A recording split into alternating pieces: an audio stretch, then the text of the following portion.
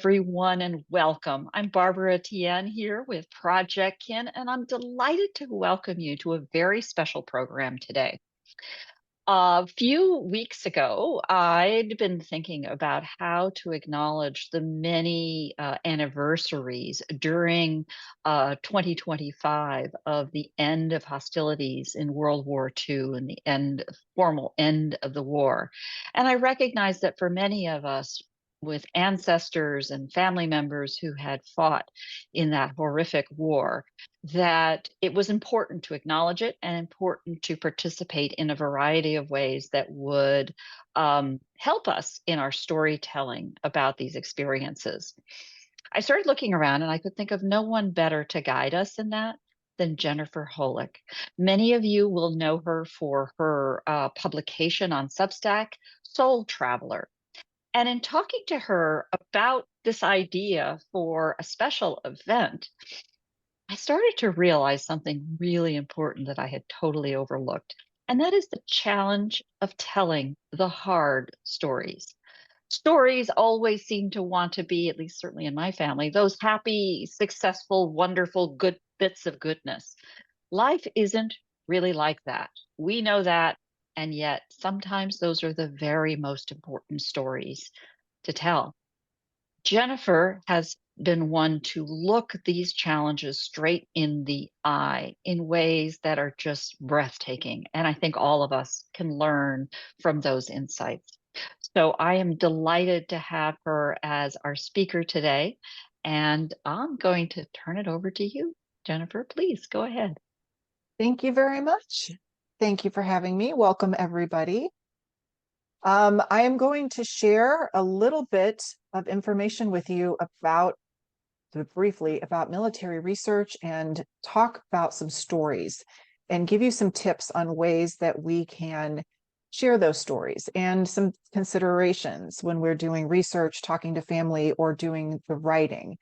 Now, when I spoke to Barbara initially, I come at telling stories through writing. This is what I've been doing for 15 years. Barbara, as we'll talk about, I'm sure when I'm finished, comes at it from other kinds of projects like video, podcasting, and other things. And what I share about storytelling and the way that I do it, you can apply most of this to all of those other kinds of projects as well. So, storytelling is not just the act of creating that story and putting it out through a book or a video or podcast or some other medium. It is soul work. And I will give you an example of that. In 2010, I started a genealogy business. And within 2 years, in 2012, my life had exploded. I was getting divorced. I moved out. And my ancestors started coming to me. And actually, I had already published one book about my cousin Robert Brauch, who was a flying tiger. It was a bucket list thing. And when I did that, all my other ancestors who died in war said, well, then I need you to tell our stories. And you need to figure out how to do it because everybody thinks the record's burned in 1973. One of the ancestors that stepped forward was my cousin James Provoznik, who died during the Battle of the Bulge. And he showed up over a weekend in 2012, right before Labor Day. And 4 different people contacted me about him that weekend, like a 4-day period. And I had not really looked at James's life or his military service yet, even though I had his death file, I had information. I had not gone there yet, but he showed up. And if that is not a sign that I was supposed to do that and take a journey with him, I really don't know what was. So I did his research. I wrote a book called Stories of the Lost, in which I incorporated Robert's story and then 3 other family members. One of those was James. And then after writing research books on how to do research, I went to Europe for the first time.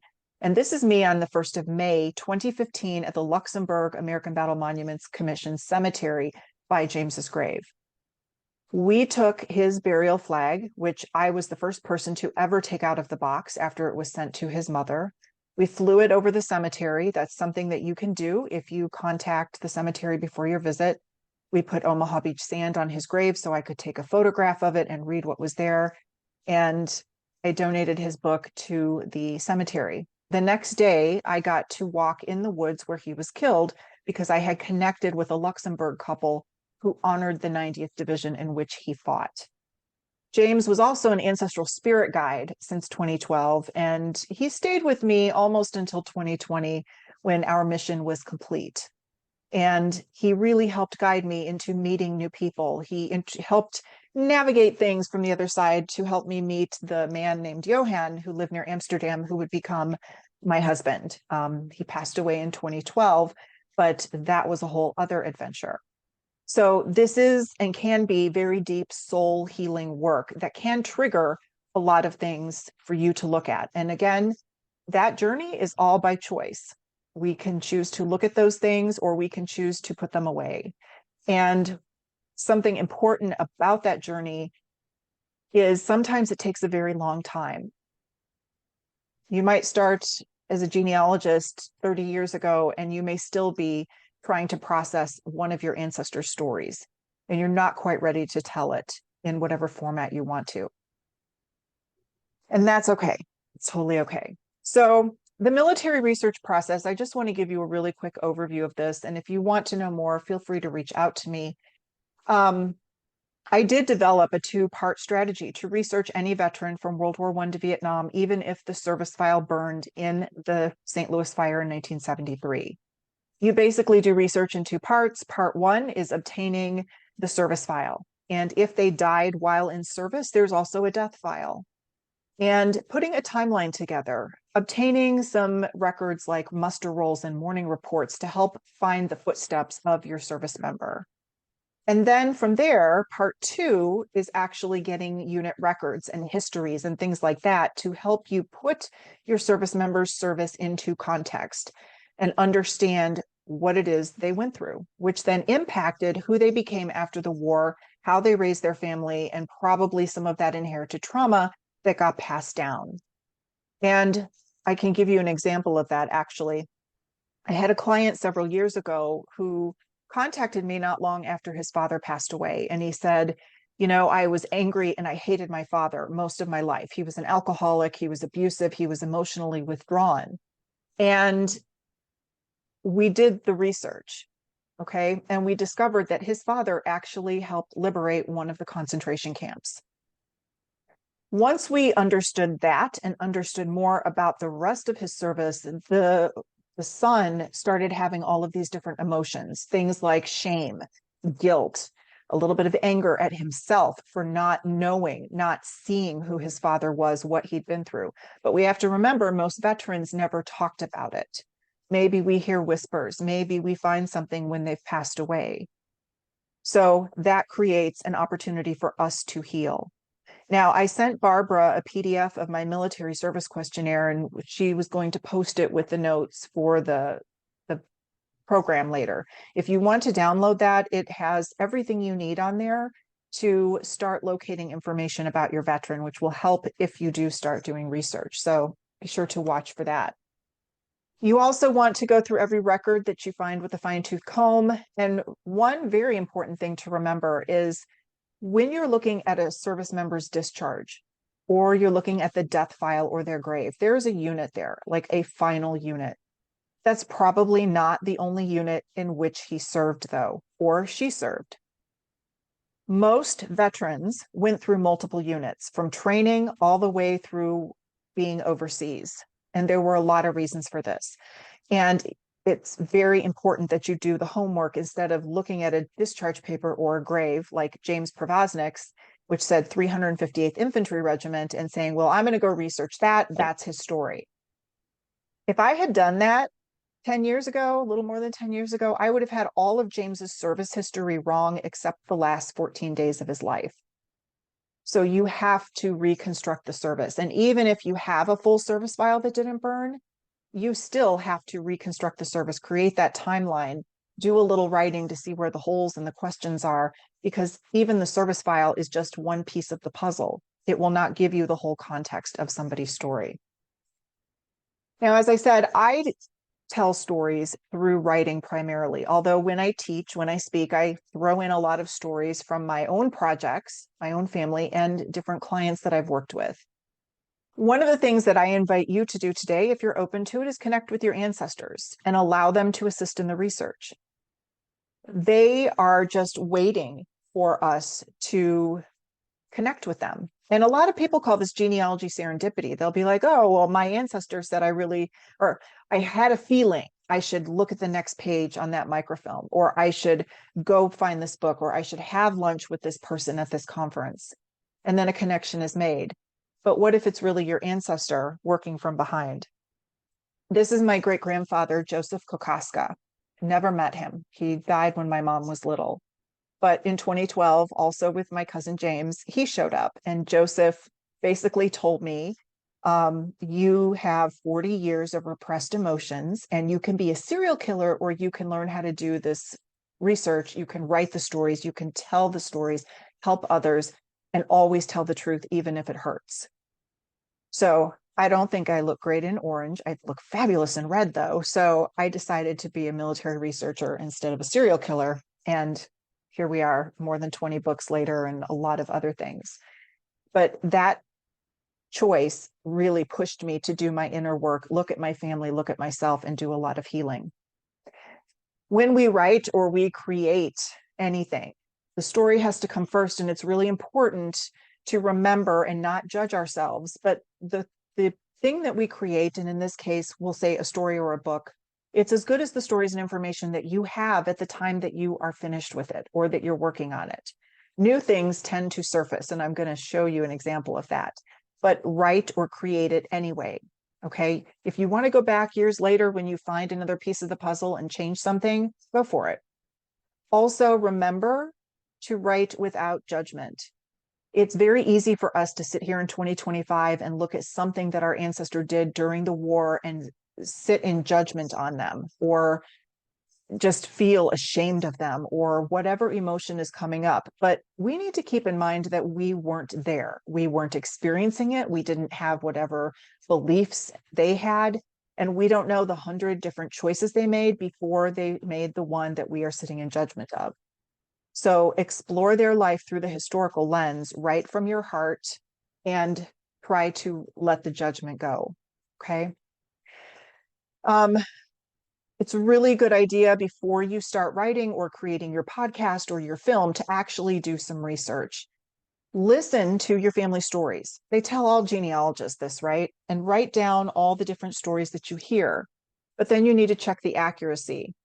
And you really need to sit with the cognitive dissonance when it shows up. I had last year, a producer from the BBC and History Channel contacted me. They were producing a documentary for the 80th anniversary of D-Day last year. And they had an oral history of a man who said he fought at D-Day on Omaha Beach that was posted on the National World War II Museum's website. They wanted to verify his service because he gave a very compelling oral history about his experience on Omaha Beach. Well, we did the research and we found out he lied. He never, throughout his entire World War II service, left the continental United States. And on D-Day, he was actually in New Orleans at training. Now, that's an extreme example, but I've had a lot of people come to me and say, oh, my dad said he fought on Omaha Beach and he was wounded and all of this other stuff happened. And we get the records and we find out that it's mostly not true, or some of it's true, but not all of it, or there are grains of truth. And the client then sits with this cognitive dissonance of, well, my dad would never lie to me. Well, everybody lies, okay? There are a lot of reasons why we tell the stories that we do and why we omit things or we embellish. Veterans were human as well, and there were a lot of reasons that they told the stories that they did. And we're going to talk a little bit more about that later. But you need to do the research, and you need to then sit with the results of that based on what you've heard from your family or from the veteran themselves. Create a timeline of service so that you know what happened, what unit somebody was part of, where did they go, map their footsteps or the ships they were on and the journey that they took. Think about including those civilian stories. As I'm writing a story about my grandparents' World War II experience and how I was living it with my late Dutch husband, I think it's important to talk about my grandmother and her life at home and the things she went through and what she also experienced after the war, after my grandfather was committed to the Veterans Hospital for schizophrenia. What happened to the family, the civilians after that? What happened to them while they were at home waiting? All of that contributes to who we became as we were raised. Also, try to locate things that you might use in your projects like film, photographs, vinyl records for recordings, and then analyze and cite your sources. Please, please cite your sources, whether you're planning to share this with the world or not, because you will find when you start working with a lot of different resources, like right now I'm writing a book for a client about their World War II fighter pilot. I have newspaper articles. I have his oral histories that he did. He gave oral histories on video. I have family letters. I've got military records. I've got all of these things. And sometimes those things conflict. Or I think, wait, he said this in an oral history. Where did I find that? I need to go back and look at that again, listen to that again, compare it to what I have. But if I don't have my source, I can't do that. Now, when we think about how long it takes to write a story, or the fact that maybe the family stories are sort of true, not true, all true, my cousin Frank Winkler is a good example of this. Now, when I was a baby genealogist in 1996, my grandmother told me about our family members who served and died in war. Frank Winkler was one of them. The family story went that he served with the 29th Division. He came ashore on D-Day. He received head wounds that day, died a few weeks later of those head wounds.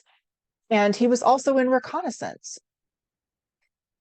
And also, when his family had his remains returned to the US, they did not think it was him in the casket. Now, as somebody back then, I was like 26 or something, 25, I don't know. And my grandma was in her early 90s. I knew nothing about military research. I knew nothing about graves registration and how they took care of our war dead. I thought, how could they not know that it was him? But I wrote it all down, right? Well, in 2010, I discovered something called an individual deceased personnel file. And I got that file and I started researching Frank, and this outlined information about his death. I also contacted a historian for the 90th Division or the 29th Division and said my cousin was in the 129th Infantry. That's what's on his military issued grave. And the historian said, no, it's wrong. So even if something is written in stone, doesn't even make it true, right? We didn't know why it was wrong, though. According to his morning reports and his death file, his service file had burned. Frank actually was put into the 29th Division, 115th Infantry Regiment on 23 June. He was a replacement soldier. He didn't fight on D-Day. He came in, and within 24 hours, he was killed, gunshot wound to the right lobe. What I learned several years later is the reason his headstone was wrong. Ancestry had digitized these, I don't know, around 2015, 16, somewhere in there, long after I'd published my book. Even though I did have the right information, Frank's father put the wrong information on the headstone app, and the government normally check those really closely, and they failed in Frank's case. Now, I published that book in 2014. I talk about Frank in a lot of my programs. I assumed, because I had no other information, that he was probably a rifleman being thrown in as a replacement because the 29th lost so many soldiers from D-Day through the month of June. But National Archives has been digitizing the Army morning reports and rosters. And just last week, I thought, I'm just going to go see if I can find anything, because the morning report that told us Frank was coming into the 29th didn't say where he came from. So I had no idea what replacement depot or what other unit he'd been transferred in from, so I could research him backward. But I found it last week. I now know, and I could reconstruct his entire service. And that file that I found also told me that he had an MOS or job of 636, which was intelligence. So most of the story that my grandmother told me was actually correct. It just took me almost 30 years to really put it all together. So sometimes those answers come very, very slowly. Also, if you're wondering why they didn't think it was him when they brought his remains back, after World War I and World War II, when you died during those wars overseas, you're buried over there until the war ended. It was about 1920 And late 46, early 47, after World War II, before the government started asking families if they wanted to repatriate the remains. So Frank was buried 4 years overseas before his remains ever came home. So if they had actually opened the casket, they would have discovered nothing but bones and a uniform. When I wrote his story in my book, I wrote it as if I was having a conversation with his parents in 1948, explaining to them what I found in his death file, why they didn't get personal effects back. So there are many ways that even with the limited information that you have, that you can tell those different stories. Now, the research and the storytelling that you do might help solve a mystery. There is an organization called DPAA. It's a government organization that helps identify our missing from World War II all the way to current wars. In September of 2016, I was at Margraten, the American Battle Monuments Commission cemetery in the Netherlands, and I was standing. This grave is actually Wrangel. I was visiting him for a friend. She wanted a picture of his grave, and to the left of his grave was an unknown. And Johann at the time had touched the grave to pay his respects. Johann also had adopted a couple of graves in that cemetery that we have visited. But when he touched that unknown soldier's grave, he kind of jumped back and he's like, you need to touch this grave. Now, I'm empathic. I channel ancestors.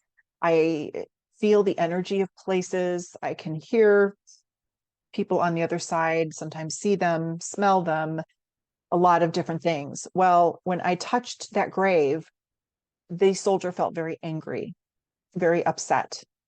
So I went into the office and I requested the X file, which is the death file number for that unknown. And normally they don't give that information out because DPAA doesn't like it when a lot of people go digging around and trying to solve mysteries that they're supposed to be doing. But because they knew who I was, they had my books, they gave it to me. And within a couple days, I had not only that X file that basically said Graves registration identified the soldier as this man named John Gordon, but I also had John Gordon's IDPF as well. Now, sadly, John lived only about 30 minutes from me up north in Winnetka in the Chicagoland area. Graves registration identified him all except for one tooth. And because he had no civilian dental records, when Graves registration called his home, his widow was out and his mother basically said, unless you can positively identify him, we never want to hear from you again. So Graves registration could have identified him, but didn't because of one tooth, and they buried him as an unknown soldier. Well, I reached out to some family members on Find a Grave who had posted about him. And I said, look, I've got these files and I really believe that this is him. Would you like them? And has anybody in the family submitted DNA? And the gentleman told me that somebody that was a closer relation than him, but I sent him the files and I wrote about it on my websites. And I've been contacted about them. And then after 2019, because that was my last visit to Margraten, Graves registration, well, DPAA finally disinterred John, and he was positively identified and reburied in Wisconsin in 2022. So the research and the stories you write might help identify somebody who is long gone. I will say, though, it is very sad that they did not identify him because I've seen files where Graves registration pulled an identification for an airman who was burned after a crash. No identifying features, no fingerprints, no dog tags, nothing. And there was no DNA back then, but yet they gave him an identification. And it's probably not even him. So this makes me sad that that happened, but I'm grateful through some of my storytelling and my investigative skills that he was able to be identified. It's a good idea to create an outline. I like to use that timeline of service I create, which I've put information in and footnoted already to use as a foundation for a story. And then I like to look for other things that can give me information. Now, this might hit you a little differently than watching an oral history on the National World War II Museum's website or some other website. This is John Long. He was part of the 99th Infantry Division, and he was killed on 13 March 1945 at the Remagen Bridge. His son hired me years ago and he actually sent me a piece of the Remagen Bridge. And then I think it was 2018 or 19, I actually got to visit what was left of the bridge. And in the information that he sent me, he also sent some sound recordings. Now, did you know during World War II at the USO clubs, they had a station set up for service members to go and record a message to their loved ones on a vinyl record album and then send that home?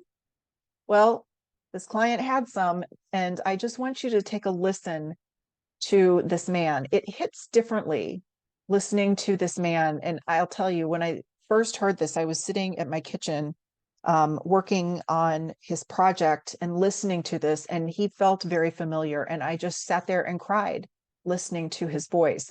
But just think of how you might use this in telling the story of your soldier if your family has anything like this. Good way, because the corporal told us to prepare for a long journey. So don't worry about me, I'll be all right. And I hope you are. Be okay too. Until you hear from me, why, take care of yourself, and well, that's about all. Well, I will close wishing you all the happiness in the world. Sincerely yours, Private John H. Long. That still makes me want to cry. And I just think if I was lucky enough to have anything like that from my grandfather, who died in that veterans hospital after living there for 17 years, I don't know. I think it would open up something inside me. I'd probably crack wide open. So look for things. I bet a lot of you have things like this within your family archives, and you might not even realize what it really is. So I would invite you to take a look at things like that. Another thing, this is Robert Brock, My Flying Tiger. When I wrote his book in 2011, and then I put it in my book, Stories of the Lost, I have written about him on multiple websites and different articles for different publications. I talk about him when I teach. And that act and the things that we put on Substack as well might bring a family member you've never heard of to your doorstep that says, hey, I've got this. This belonged to him. It was passed down from his father to my father to me, or it came through the family through cousins or some other way. I've received a lot of things from Bob's life. And I'll tell you just a little bit more of his story before I show you this. When Robert came home from the Flying Tigers, when they were disbanded in July of 1942, he came back to Cicero near Chicago. He became Cicero and Chicago's hometown hero because he had survived being shot by the Japanese. He was fighting the Japanese just about the same time that Pearl Harbor was happening, and he was a big hero. He rejoins the Army Air Corps because the Flying Tigers were volunteers, and he gets stationed in Orlando to train pilots. But before he goes, he is hosted at all the clubs like Rotary and Lions and all of these different events, bond drives at Soldier Field and Western Electric. The company invited him in for a tour, and he met a woman named Virginia Scherer. She was a Hello Charlie girl. She'd won a beauty contest, and she was kind of the face of the company for a year. And they fell in love. Well, they didn't want to be apart, so they got married at the end of November 42. And 3 weeks later, on 19 December 1942, Ginny was sitting on the hood of their car at the Orlando Air Base, watching the pilots come back from Kissimmee, practicing strafing the field couple hundred feet off the ground. And Bob was in the front of his group, and a Lieutenant Kane was just to his right. Lieutenant Kane's wing tipped Bob's wing, and Bob flipped over and crashed. And Virginia watched her 3-week husband die. 4 months later, when Virginia turned 21, because you had to be, she joined the Women's Army Corps, which eventually took her to Cairo, Egypt, where she served, and she met her second husband. So I also was able to write her story. And honestly, nobody knew what happened to her. But because I had written on a Flying Tiger message board in 1996, remember message boards? 9 years later, she found me. Her grandson saw my post and she reached out. She gave me his war diary and a bunch of other things. And in 2010, when my twins went off to kindergarten, I wrote his book. I did get to meet Virginia. I wrote her story, and she just turned 103 a couple of months ago. But because I've talked so much about Bob and I share his story, in 2020, a family member on the West Coast contacted me and said, I have these 8mm films. Would you like them? And I, of course, said yes. And they were both in color. One is of the Bob Brauch Day Parade they had August 2nd, 1942, and the other is of the Bond Drive they had in Soldier Field. And if you have media like this, it is so important to get it digitized soon before it dries up and it becomes nothing but snow. But I just wanted to show you this tiny clip out of one of those films. This is Bob on Bob Brauch Day. And I just melt every time I see him because his energy, his beautiful heart and soul just shine right through. And then this could be used in some other kind of project other than a book if I were to do something like that. And there's no audio with this, it's just film. But can you imagine if you were putting together a film or some other storytelling media and you could incorporate something like this? How much joy would that bring the people who are watching? How much might they start to think, you know, I wonder what my family has, what's hidden in the attic, or maybe I need to reach out to another family member and ask.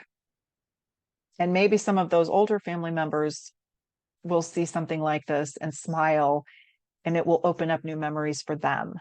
Maybe it will also do just a little bit of healing for them. You never know. All right. So just a few things on maybe writing your story. Think about the perspective from which the story that you're going to tell is told, or the story that you're reading. If you're reading maybe a unit history and it's talking about a battle that your veteran experienced, what is the viewpoint?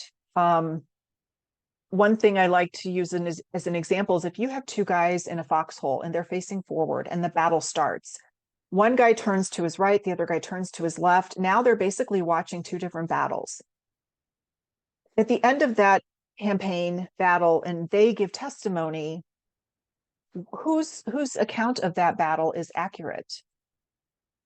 Well, they both are, because they both fought the battle, but they had different perspectives while they were doing it. So those are things that we need to consider. And then maybe also consider the state of the mind of the person who wrote the reports that you're reading or wrote the family letters. An example I like to use, if you've seen the series Band of Brothers, there is an episode about Foy where Captain Winters is writing his after action report, and it flashes between him at his typewriter and him out on the battlefield in the woods. And you can tell that he is struggling with, how much do I put in here? What do I leave out? And the story does kind of tell you what he chose to leave out. While we will never know that, it's just good to kind of think about that. What might the state of mind been? That said, military reports did have a standard of things they needed to have on there. And some reports, you'll get just that. Other reports, you might learn every clean pair of socks, every hot meal, every time they got a whiskey or rum ration, or an experience in the middle of the night sitting in a tank with the Germans marching down the road, singing and the Heil Hitlering and doing all the things and stopping right in front of the tank, but not seeing it, and then keeping going down the road. You never know what you're going to find in these records. And all of that can help you understand what your ancestor went through.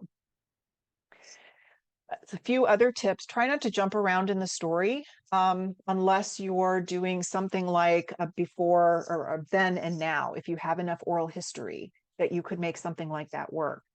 Try not to over glorify your veteran. They were human. Now, we have been kind of programmed over the years that certain veterans are more valuable than others, right? We hear a lot about D-Day. In Europe, they hear a lot about the 101st Airborne. If you go to Europe and you look at all the different monuments and everything, a lot of people are being like, oh, the Airborne won the war. There were a lot of other people that participated as well. We don't hear a lot about the Pacific Theater. Okay, it's a lot about Europe and D-Day. That's kind of been the narrative. So people tend to think that those people that participated in those campaigns, events, units are more valuable than others. They don't see the value in the cook or the truck driver or the ordnance guy, the mortarman, the sailor, the Marine sometimes. And this can also lead to why veterans told stories that maybe weren't fully true. If they were a cook, but they really wanted to be the guy with the gun on the front lines, they might not have felt that they were a hero or did enough to help end the war. But without the cook, without the truck driver, without all of those other people, the war would not have been won. So we need to think about that and try to keep things into perspective.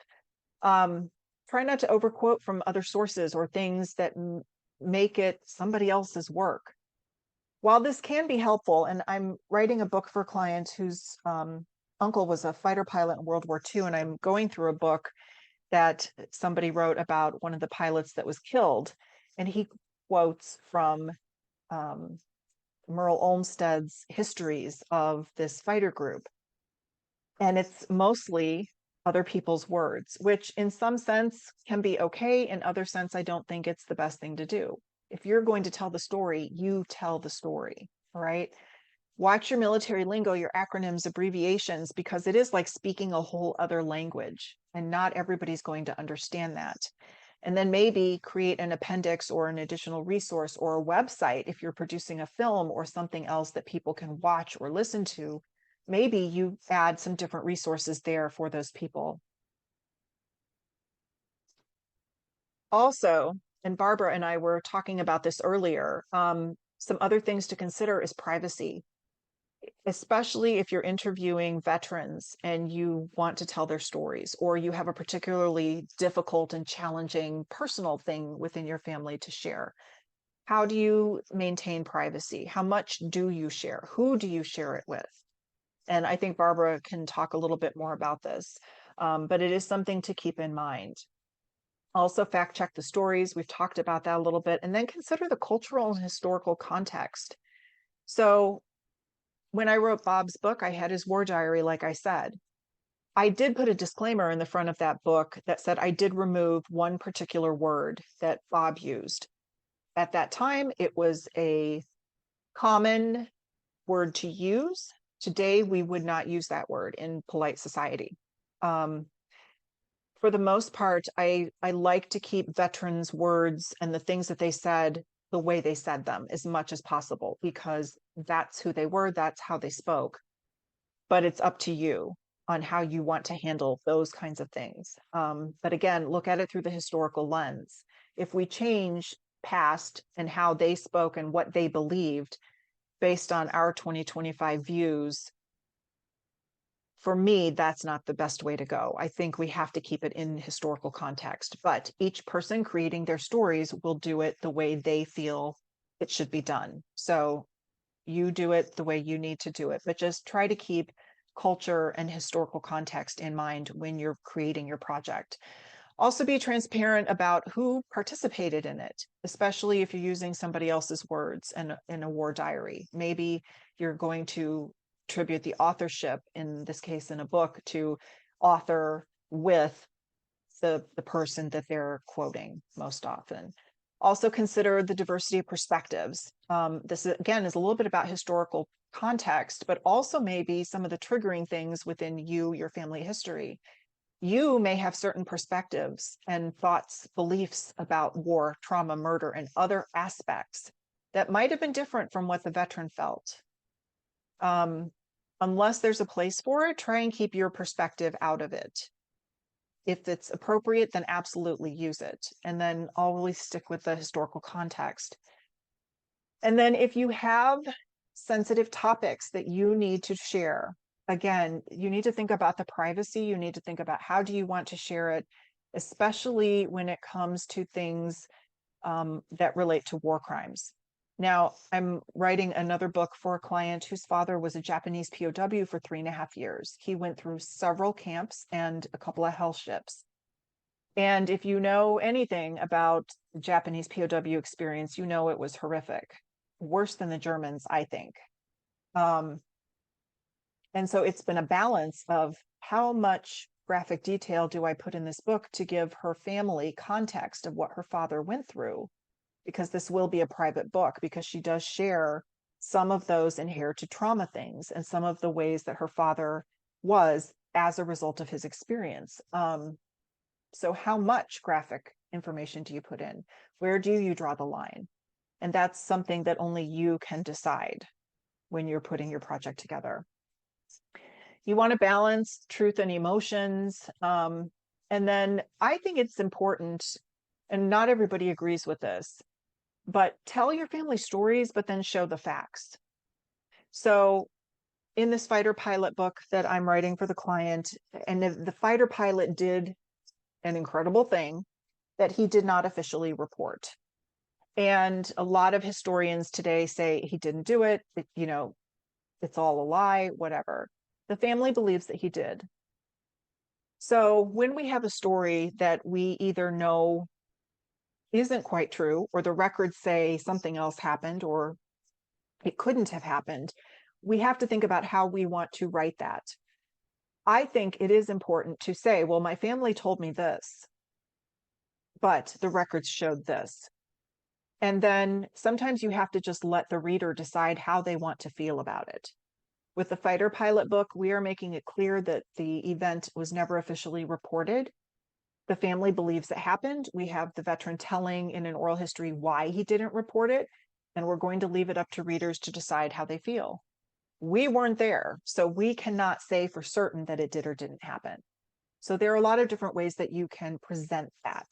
And then just always be respectful as you are dealing with this kind of narrative. Now, before I wrap up and give you an example of a story that actually for me was very healing as I wrote it, and even as I have been telling it for 13 years, something the genealogy and military community don't talk about when we are investigating this painful time in our family's history and the things that might be triggering to us, or the inherited trauma that we feel, is something about compassion fatigue, grief, loss, and self-care. Now, I only put this together because in 2018, my husband Johan in the Netherlands was very, very sick. Actually, right after I met him, he was diagnosed with a couple kinds of cancers. And a lot of people would say, well, why did you continue the relationship on 2 different continents? I also had young kids and I had a business, and it was a lot, but it was a soul journey I had to take. Johan was also 14 years older than I was, and his parents were young adults during World War II in Rotterdam. His father was taken for German forced labor, and his mother survived the hunger winter. So there's a lot of World War II trauma there. His mother also carried that through on the other side, and she came through often to see me to try and heal and to pass information to her son that she needed so that she could heal on the other side. Well, Johan, after his treatment, just got sicker and sicker. It was not a matter of was he going to get healthy, because that was never going to happen. It was, when is he going to die? Am I going to be here when it happens? How's it going to happen? I didn't have words for all of these things I was feeling. And then in October of 18, he got so sick, he went in the hospital, and I thought he was going to die, which led to a whole kind of breakdown because I had no idea how to do all of that in a foreign country. A friend of mine who had taken care of her husband for many years before he died said, you're dealing with compassion fatigue, caregiver fatigue, and anticipated grief. He's going to die, you just don't know when or how. And she gave me a TED Talk to watch, which I need to give Barbara the link for that. I meant to do that. In this TED Talk, this woman is talking about compassion fatigue, caregiver fatigue, and she tells the first story is about a Marine Corps chaplain in Vietnam who basically coined the term compassion fatigue after realizing, listening to the Marine stories when they came in out of the jungle, was creating a little bit of PTSD and exhaustion and grief and anger and all of those emotions in him. And at that point, it kind of hit me, in a sense, I have been a caregiver for my clients doing this deep military work, all of the soldiers that I've researched, and even my family, to help explain that to them. So I'm dealing with compassion fatigue, not only from the research, but also from the life experiences going on. And then a year later, I did my first genogram and realized I was living my grandparents' World War II trauma, especially my grandmother's, with my Dutch husband. we were kind of living a lot of that out. I also realized early on, when I walked in the woods where my cousin James was killed in 2015, I felt enormous grief. And I've always kind of walked around and said, how can you love somebody so much that you never met? Because I felt so much love for him and my great grandpa Joe. It's all kind of tied up together, and it can really do a number on you. And then add in the inherited trauma, and you have all that decontextualized grief and fatigue and all this. It may trigger PTSD that might not even be yours, that you're kind of living out for somebody else. So I think it's important to be aware of this and take breaks, get some self-care, do whatever you need to do to not drown in the research, not drown in the storytelling, not drown in the healing of it. And if you want more information about that, you can reach out to me and I can tell you a few other things. Related to this, I did send Barbara some links to add with the notes for this program. On my World War II Research and Writing Center website, I do have highlighted, which I did send to Barbara, a few articles about service members that died in the war. And you can read the article, and you can also download their death file so that you can read the family letters and you can understand more about the pain the family was feeling. Okay. You will also hear from the Seder and the Walby stories about women who spoke up. Now, if you're researching the women in your family tree, when we think about, and maybe we didn't, I didn't really think about it until I started reading more of these death files and realizing, men got a lot more information than women did. Women often opened their letters with, I'm sorry to bother you. I don't want to be a bother.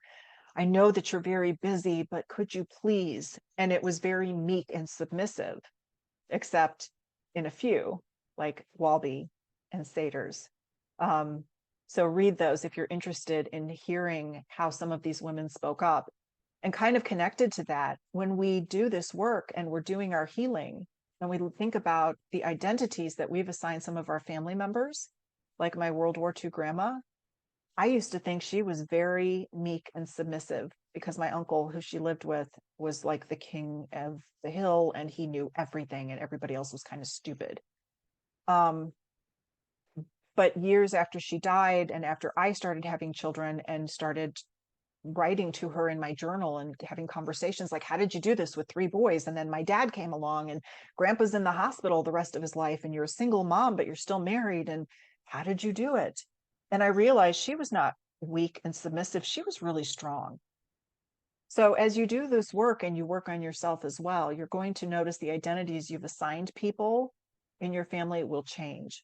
There's also several articles I've written on my website as well that talk about the mentally destructive side of war, the mental health, and how we carry it through the generations, how we deal with that.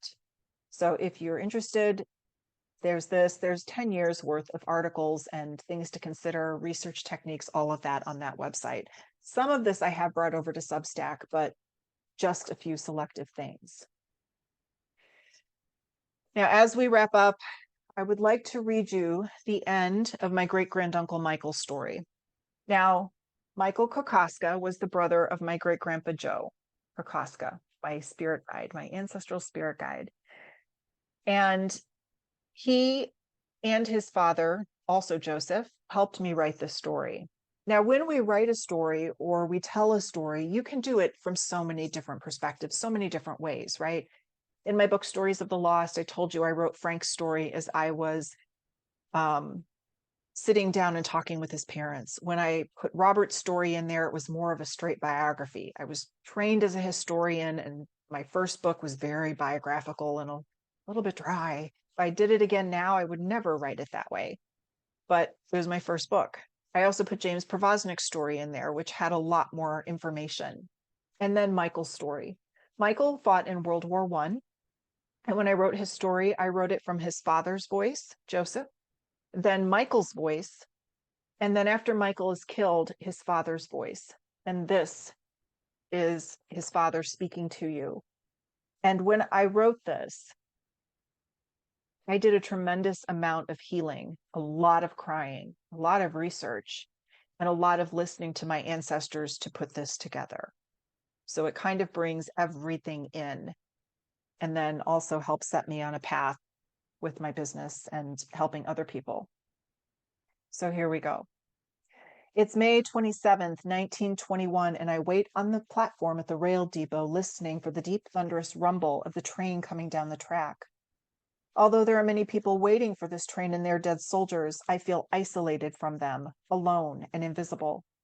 A slight breeze caresses my cheek as if to say, hello, you're not alone.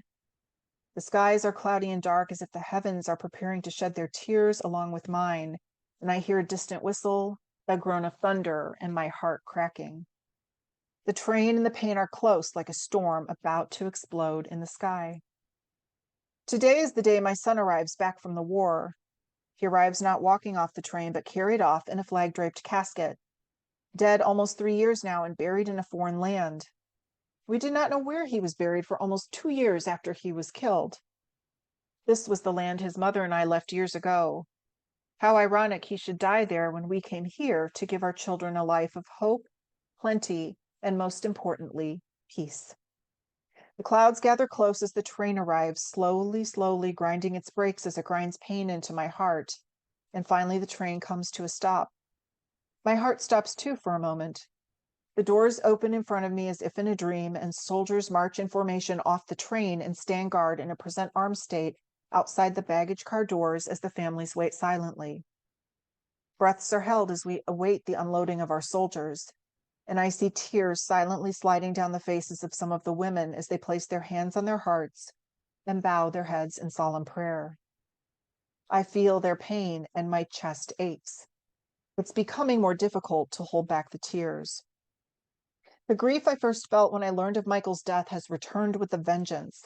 It is as if the storm brewing in the air is brewing inside me, just waiting to be released. The grief consumes me as it explodes once again in my aching chest. Sadness seeps from me through the air to the boxes holding the caskets which carry the soldiers. Can they feel my pain? It's so real, you can almost touch it. Box after box is carried off the train, and soldiers appear carrying my son. They place Michael's casket gently on the floor next to the other boxes, which are laid side by side in the train station lobby. The soldiers await orders on where to transport the boxed caskets from here. The grief of all the men, women, and children standing in this room, waiting to sign for their soldier, is thick and oppressing like high humidity, and I can hardly breathe. I wonder how long this pain will last. I sign the receipt of remains for my dear son and give directions on where the casket should be delivered. I turn to depart the train station and leave a piece of my heart behind as I go. The next day, our dear son was laid in state at home in our parlor. His mother and I waited so long for this moment. Visitors file into our home throughout the day on May 28th and pay their respects. There is no laughter in the house today. The grief filled the room. It's something we could not have avoided no matter how hard we tried. May 29th, 1921 arrives, and soon it will be time to bury our son. It's a beautiful day, fair, sunny, and warm, and a white carriage stands in front of the house. The street is filled with family, friends, and neighbors, and men from all branches of the service enter the house to remove his casket. They load it into the white carriage, and a military band leads the solemn procession down 18th Place from our house. We follow the carriage in more than 12 cars and make our way north to Bohemian National Cemetery, where a full military burial service is held. The white carriage stops next to the area where Michael will be buried, and a military chaplain awaits us. An honor guard acting as pallbearers gently extract his flag-draped casket from the carriage and carefully laid it next to the open hole, which will serve as his final resting place. The chaplain begins speaking, although I hear very little of what he has to say. My thoughts rest on my dear son lying quietly in the casket at my feet. The chaplain finishes speaking, and a group of riflemen fires a salute.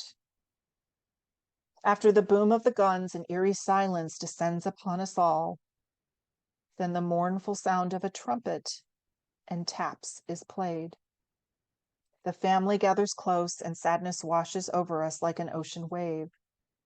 When taps is finished, the deathly silence envelops us all as the flag which covered Michael's casket was taken off and folded very precisely.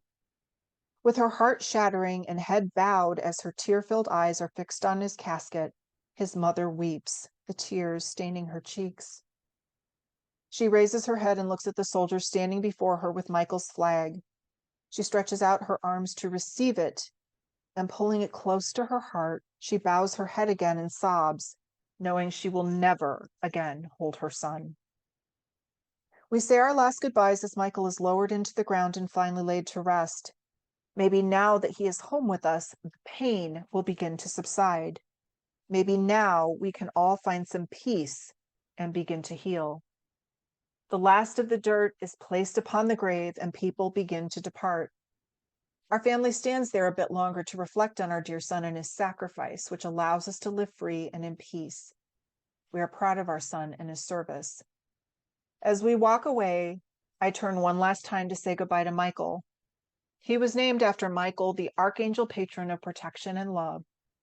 And our son now lies near a tall monument with a statue of an infantryman standing guard, protecting us all.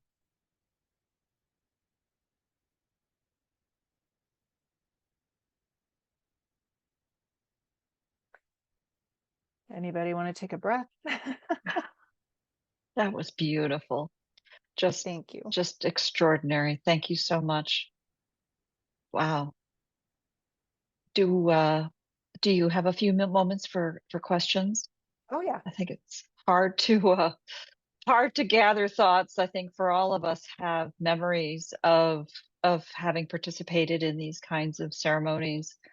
For me, it was most recently in 2014, and yeah, yeah, it was incredibly moving, incredibly moving. Kathy, see you taking mute off. Go ahead. I don't have a question. I just wanted to say thank you. That was just beautiful. And you've have me feeling my some of my ancestors that we don't know very much about, but what has happened to them, mostly World War One. My World War II guy, we know where he is. He's passed. We know where he's buried in the field of honor and where he belongs. But thinking of my the one I'm trying to investigate more, I have a great uncle who was taken prisoner by the Germans in World War One, and we have just a little snippet of a story about his experience. And I've been trying to find out more about him. His older brother was killed in World War One at Gallipoli, and when you talk about bringing them back, he's buried there. He's Right. The buried British in did not do Gallipoli, and that. there's a massive monument for the battle. So it's probably a wonderful place for him to be. But I do think about his mother, my great grandmother, and how she felt that he never came back to her at Yeah. any point. And so, Yeah. thank you. You're welcome. Beautiful. Yeah, that's one thing the British decided is they were not going to repatriate. And I guess in a sense, because of the Commonwealth and the empire was spread across the globe, that would have been an enormously expensive logistical undertaking. Mhm. So yeah, I think that's why they decided not to do that. So there are British cemeteries. You walk around Europe, you'll be driving down a country road and up pops one in the middle of a farmer's field. Yeah. So they are sacred places. Hmm. Yeah. Jennifer, go ahead. Yeah. I'm just a little bit shaky and speechless after hearing that, but it was just absolutely beautiful. Thank you. Just when you mentioned the British in war graves around Europe, I've got family members all over Europe in war graves, and as you said, none of them were ever brought back. After hearing your stories there, I just think I've never really thought about it from the family's point of view. When I'm writing something, I'm writing it more from the point of view of the person that was lost. Mhm. And it just makes me stop and think. And as a mother who's lost a child, but has him here, what must it have been like for them, for their children not to be coming back, and for them, in a lot of cases, not to really know where they were buried. you know. Right. And so a couple things, those articles that I shared with Barbara that she'll be posting, when you read those death files, you really get a sense of what the families went through, because they were told the bare minimum. Although let me make a note, there is one I should share with you, that I didn't put on that list. And I'll send you the TED Talk also. I meant to do I that think I earlier. found the TED Talk. Is that Juliet Watt? That sound right? I Okay, don't we'll compare think notes. It's so. fine. Yeah. It's fine. Those death files, they do provide information, and the British also have death files, by the way, for World War One, and World War II. And in America, if you lost somebody in World War One, it's a World War One burial file. It's in St. Louis at the National Personnel Record Center. If it's World War II, Korea, Vietnam, or more current wars, it's the individual deceased personnel file, which is linked in those articles that I shared. So you can get those and take a look at how did the family deal with it, or how did they not deal with it. Some people, in one of those articles that I wrote, the parents or the father ended up in a mental hospital because he couldn't handle the grief. Some of the mothers said, I don't want the personal effects because I can't handle this. I don't want his body back. So you have all of those different emotions. And, I think when we taught genealogy and military research, it's more about go find the records and go find the facts, but not really what did the people at home feel and experience. Yeah. Yeah. I wanted to echo the further thought about telling the difficult stories. We talked a little bit about that, and as I think every now and then I reflect back on what I'm doing here. And a lot of times for me personally, a lot of what motivated me to do all of this with respect to Project Yin is around an appreciation that there are very important stories that need to be understood. They need to be told. They need to be digested, understood. And it's difficult to do those in public. There are lots of ways in which we can now, in ways we couldn't do in the past, acknowledge their truths. There are a lot of truths that were just not discussed then, as well as acknowledge, it's not always heroic, just right that alone. Never mind who they actually were as human beings. And I want to empower families everywhere to be able to tell these stories, these deeper stories, tell their truths as they know them. And gosh, Jennifer, there are layers in here. This will be a So many program to be layers. watched over and over again. And I know all of you will join me in thanking Jennifer for these contributions, and really see what you've written now at Soul Traveler, your Substack, and also your books and publications, and your personal site with new eyes and new appreciation.